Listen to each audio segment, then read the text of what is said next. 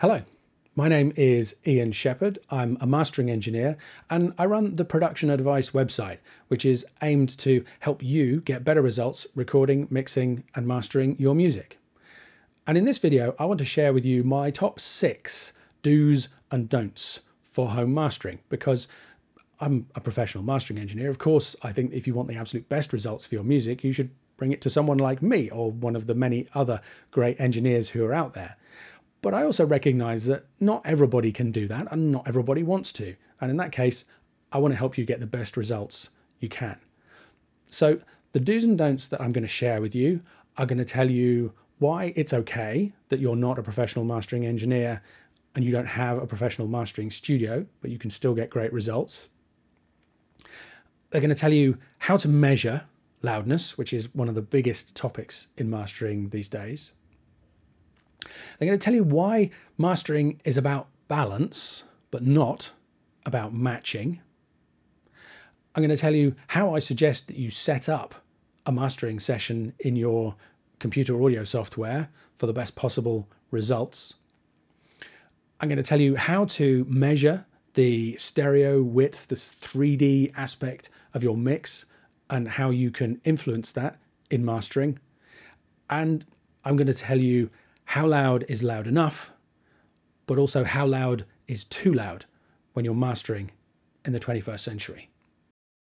So first of all, why doesn't it matter that you don't have a mastering studio and that you're not a mastering engineer? Well, this is my home mastering studio. There's nothing special about it. I converted my garage and there are videos on my website. You can find out how I set this room out, and I do have some acoustic treatment in here. I have the best monitoring that I could get for the money that I had, but it's not tens of thousands of dollars facility that you see, and that's okay. I've been really pleased with the results that I've got here. But I also have 20 years of experience now working in professional mastering studios, and that of course is a huge benefit to me, and that's something you guys don't necessarily have if you're starting out or if you're new to mastering. But that's okay, because my first do is use reference tracks, but don't forget to turn them down. And let me explain what I mean by that.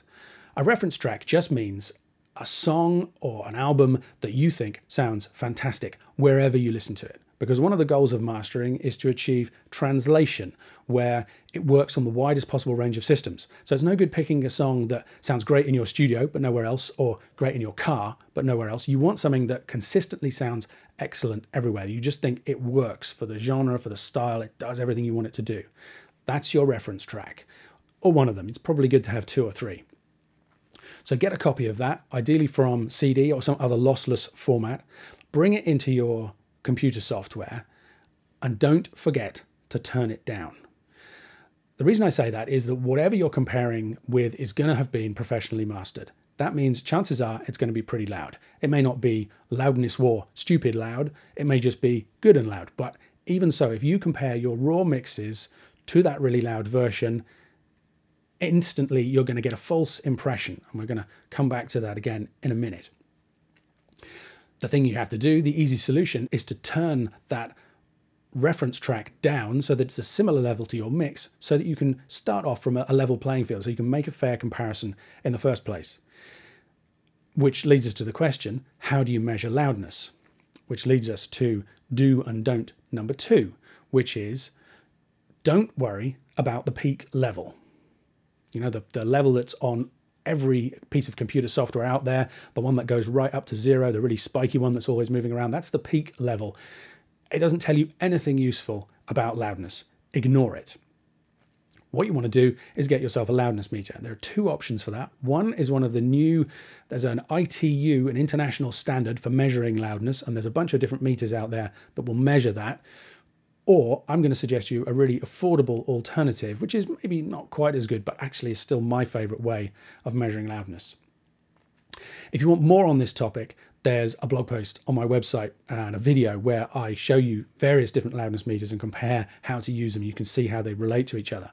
But my top tip to you is to use an emulation of something called a VU meter. VU meter is an old style needle meter that I was trained to use when I first became a mastering engineer. These days I use a software emulation. It's just as good. The one that I like is made by a company called Klanghelm. It's called the VUMT, which means that its name is the Klanghelm VUMT. How could you not want a plugin called the Klanghelm VUMT? It's really affordable. It's something like 8 or 10 euros. So it's less than a pint of beer. You've got to get this thing. And I recommend that you calibrate it. When you first load it up, it's going to be calibrated to -18. There's a little number down in the bottom right-hand corner of the plugin with a -18 on it. That's a great starting point for mixing. You can use the VU meter to kind of keep an eye on your levels when you're mixing as well as mastering. For mastering, I think set that meter to -11. Then, when you're checking the loudness of your music, watch the needle and make sure it's hovering around 0. VU meter goes up to +3. You don't want to go above +1 or +2, except at the very loudest moments. Overall, it wants to be hanging around 0. If it goes below for a while, that's fine. VU meter is really sensitive in the middle there, around that 0 point. So you see really quickly if the level has gone too low or if the level has gone too high. It's quite sensitive to bass, so it's important to have a balanced EQ. That's something we're going to talk about more in a minute. But it's a great, affordable way to judge the loudness of your mix. So if you've got your reference track that you just brought in and you've got your mix, let's say your mix looks good on the VU meter at the -18 that you started with. Play your reference track. It's going to measure way higher. The VU meter needle is going to peg. So reduce the gain of that track. You can use a clip gain function. You could put it on a separate track and use a fader. It doesn't matter how you do it. You just want to pull the level down and reduce it down so that the VU meter is hovering in the similar place to your mix that you're working on. Now you've got a fair comparison between those two. The peak level of your mix is going to be way higher than the mastered version. That's okay. Don't worry about the peak. Do match the loudness. So matching the loudness when you compare two pieces of music is absolutely crucial to make sure it's a fair comparison. And there's a video on my site that goes into a load more detail about that if you want to find out more and has a demonstration of why that's so important there to you. When you've done that, then you're going to be able to make decisions about EQ. If your track sounds maybe bass light in comparison to the reference track, you know that that's a reliable judgment because the loudness of it is matched. So you can make some tweaks to adjust that. Which brings us on to the next do and don't. Do worry about balance. Don't worry about matching. I see lots of people recommending EQ plugins that will read the EQ curve from one song and kind of plug it on top of another song or copy the settings from one file to another.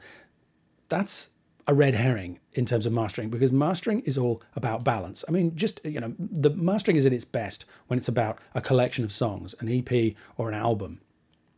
Just imagine you've got a full-on rock tune as the first song on the album, then you follow it up with a quiet acoustic number.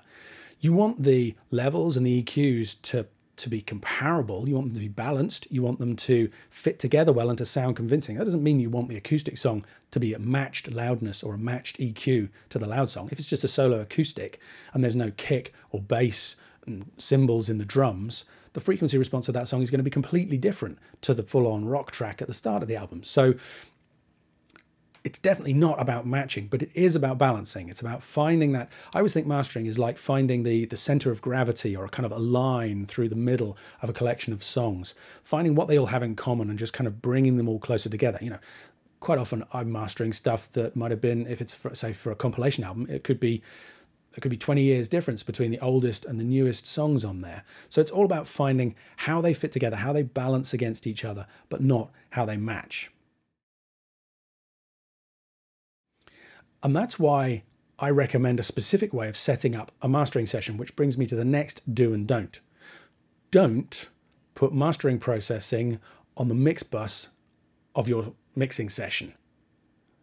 Do export stereo mixes of all of your songs and bring them all together into a new session for the mastering. Mastering is a different mindset to mixing. I always think that mixing is like balancing the tracks in a song, the kick against the keyboards, against the vocal, against all the different elements. Whereas mastering is about balancing the songs against each other, Rather than balancing tracks to make a song, you're balancing songs to make an album. So it's almost like you've got each song on the album on a different fader in your mixer. And in fact, I mean, in the piece of software that I use for mastering called Wavelab, and in other pieces like Studio One, for example, you can put all of your mastered songs on the same stream in your DAW, and then you can add separate effects to each one. And that's the way that I like to work. But just as good is to lay out your songs, each on a separate channel in the mixer, basically, each on a separate track, and then they spread out in a kind of diagonal line across the screen. So you've got track 1 at the top left, then you move across and down for track 2, and that means you can have individual settings for every song on the album, and that's crucial. Mastering is not about putting a global setting across all of your songs, running them through, and you're finished. The key thing that mastering does is to listen to each song individually and find optimal settings for each song.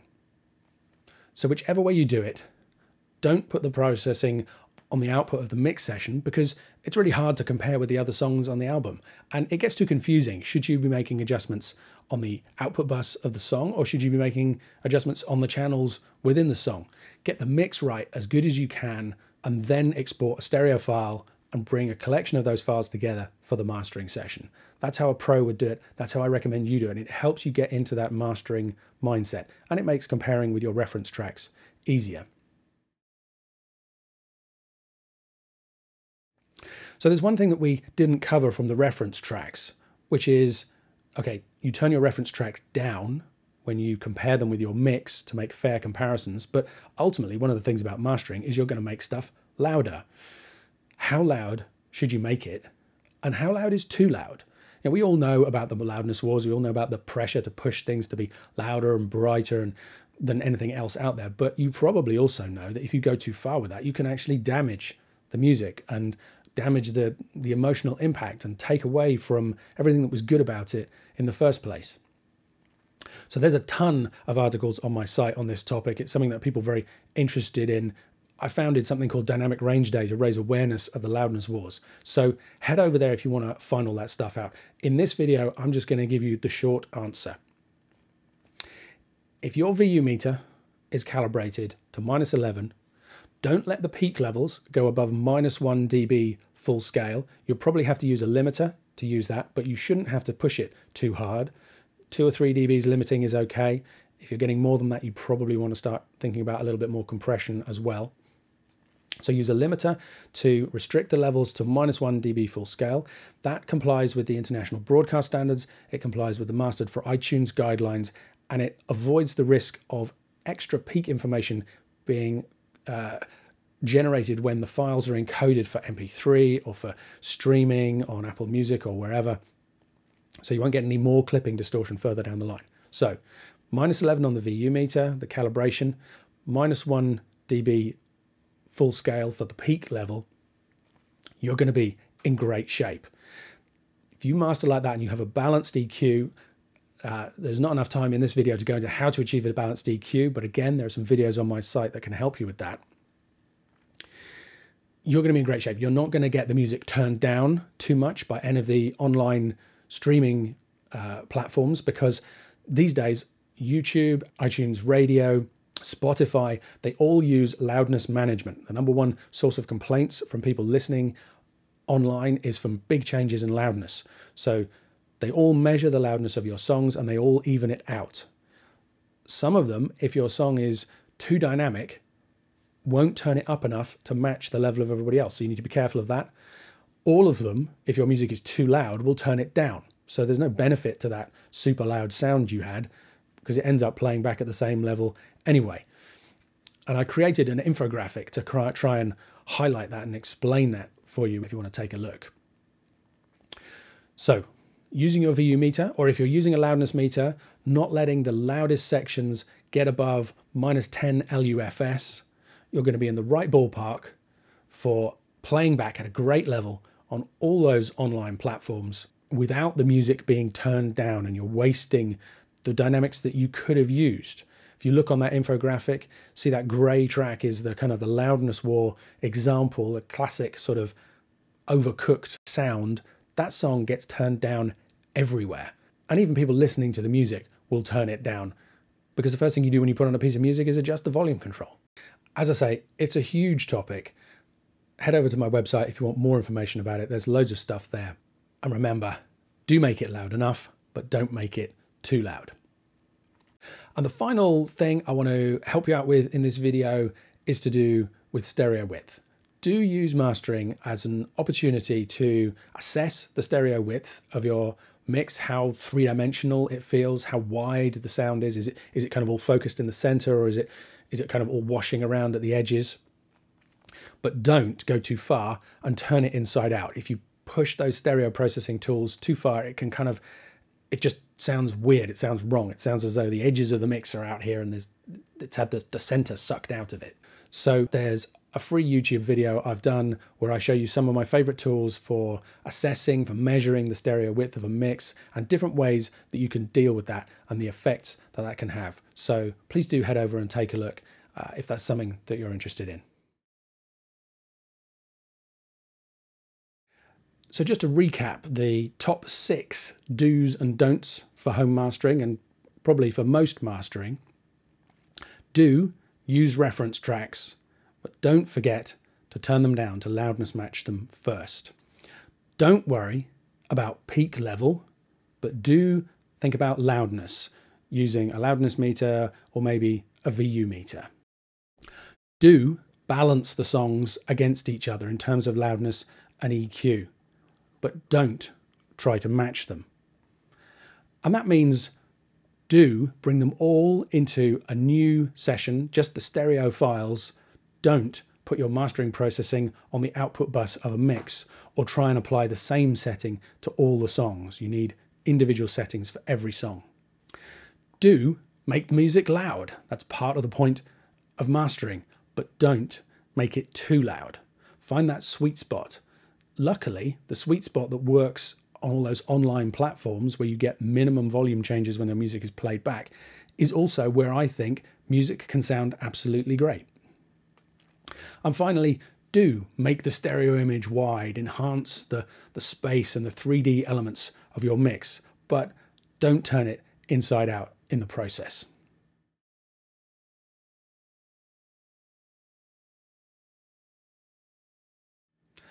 So there you go. I hope you found that useful or interesting. My name is Ian Shepherd. Head over to my website, productionadvice.co.uk, for a load more blog posts and videos to help you with topics like these and others in terms of making your recording, mixing and mastering sounds great. I hope you enjoyed the video. Thanks for listening.